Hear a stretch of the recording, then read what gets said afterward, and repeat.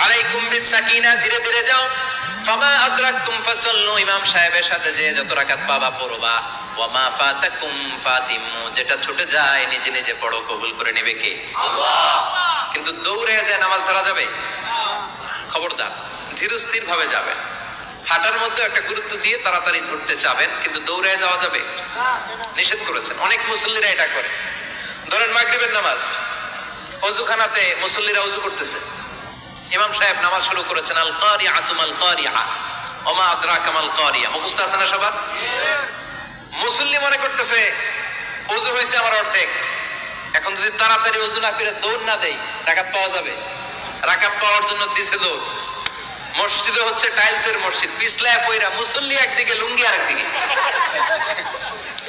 আছে না নাই? আমার কাছে খবর আছে এরকম পা ভাঙছে অনেকের। রাকাত ধরার জন্য মুসল্লি তাড়াহুড়ো করে দিছে দৌড়, মুসল্লি একদিকে লুঙ্গি, ঠ্যাং ভাঙা শেষ, এখন ল্যাংড়া। বিশ্বনবীর কথা মানে নাই, ওটারে ল্যাংড়া বানাইছে কে? আল্লাহ। এইজন্য বিশ্বনবী বললেন খবরদার দৌড়ে যাবে না, একামত হয়ে গেলে ধীরস্থির ভাবে যাও। কেননা দৌড়ে দৌড়ে আপনি কার দরবারে যাবেন? উনি তো সব রাজার বড় রাজা, মহারাজা। মহারাজার দরবারে তাড়াহুড়ো করা যায় নাকি? না।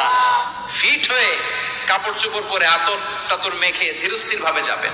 দৌড়ে গেলে আপনার হার্টবিট বেড়ে যাবে, আপনার ব্রেথ ইন ব্রেথ আউট, শ্বাস প্রশ্বাস বেড়ে যাবে। তো হাঁপানির চোটে তো আপনি হাঁপাতে থাকবেন। আপনি তাহিয়া পড়বেন কখন, তাসবিহ পড়বেন কখন, আল্লাহর প্রশংসা করবেন কখন? চিল্লা এখন ঠিক কিনা? এজন্য আল্লাহ বললেন ফাসআউ ইলা যিকরিল্লাহ, জুমার নামাজের আযান যখন হয়ে যায় তোমরা আল্লাহর জিকিরের দিকে ধাবিত হও। যিকরিল্লাহ, আল্লাহর স্মরণ। জিকির মানে কি? আল্লাহর স্মরণ। কিন্তু এই জিকির দ্বারা এই আয়াতের উদ্দেশ্য হচ্ছে আল খুতবাতাইন, জুমার দুই খুতবা। জুমার জিকিরের অনেক অর্থ আছে। জিকির মানে সালাত, জিকির মানে কোরআন, জিকির মানে ওয়াজ, জিকির মানে শাফা। আবার জিকির মানে জুমার দুই খুতবা। আবার জিকির মানে সুবহানাল্লাহ, আলহামদুলিল্লাহ, লা ইলাহা ইল্লাল্লাহ, সুবহানাল্লাহ, আলহামদুলিল্লাহ, লা ইলাহা ইল্লাল্লাহ, লা ইলাহা ইল্লাল্লাহ, মুহাম্মাদুর রাসূলুল্লাহ সাল্লাল্লাহু। এটাও জিকির। সুবহানাল্লাহ, আলহামদুলিল্লাহ, আল্লাহু আকবার। এই তিন জিকিরের চেয়ে শ্রেষ্ঠ কোন জিকির আছে? কথা কন। বিশ্বনবী প্রত্যেক ফরজ নামাজের পরে সুবহানাল্লাহ 33 বার, আলহামদুলিল্লাহ 33 বার, আল্লাহু আকবার 34 বার পড়তেন। রাজি আছেন?